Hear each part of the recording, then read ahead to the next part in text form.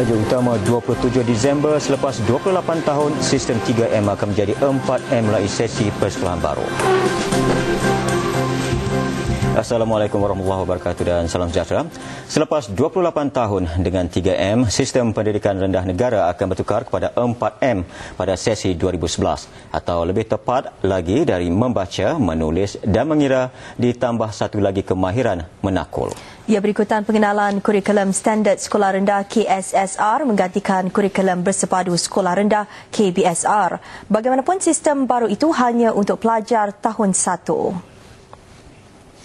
Rombakan kepada 4M dilakukan sejajar peredaran masa. Pelajar bukan hanya perlu memiliki kemahiran membaca, menulis dan mengira, tetapi menakul. Bermaksud boleh berfikir secara rasional dan menolak perkara yang negatif. Dia boleh memberi penjelasan, dia boleh membezakan yang baik, yang buruk, boleh membezakan hitam putih, itulah menakul. Ada kebolehan untuk membuat perbezaan. Penambahbaikan kurikulum termasuk memperkenalkan mata pelajaran elektif seperti tertera di sekolah kebangsaan. Ia akan dimasukkan dalam jadual pembelajaran 90 minit seminggu. Sebelum ini, kemahiran bahasa seperti Cina dan Tamil boleh dipelajari di luar waktu jadual. Dua mata pelajaran baru ini juga akan diperkenalkan di sekolah rendah, tetapi hanya untuk tahap 2 apabila pelajar sistem KSSR naik ke tahun 4. Bagi mencungkil bakat dan kreativiti, pelajar tahun 1 juga didedahkan dunia seni visual dan dunia muzik selain dunia sains dan teknologi.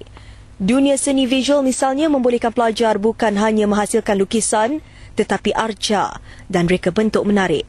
Persiapan buku teks bagi KSSR juga sudah dilakukan untuk diberikan secara percuma kepada kira-kira 500,000 pelajar yang dijangka mendaftar untuk tahun 1 pada sesi persekolahan 3 Januari depan. Bagi pelajar memasuki tahun 2 dan ke atas, pada sesi depan, sistem baru ini tidak diaplikasi kerana mereka masih mengekalkan KBSR. Pendidikan kesihatan reproduktif dan sosial juga akan diperkenalkan bagi pelajar tahun 1. Antaranya berani untuk mengatakan tidak kepada sentuhan, memelihara kehormatan diri dan cara mengurus perasaan.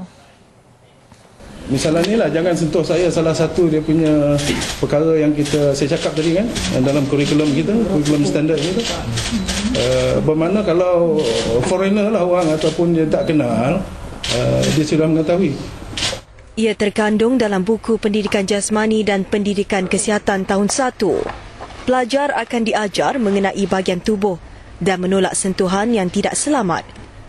Dan katakan jangan kepada sentuhan yang membahayakan.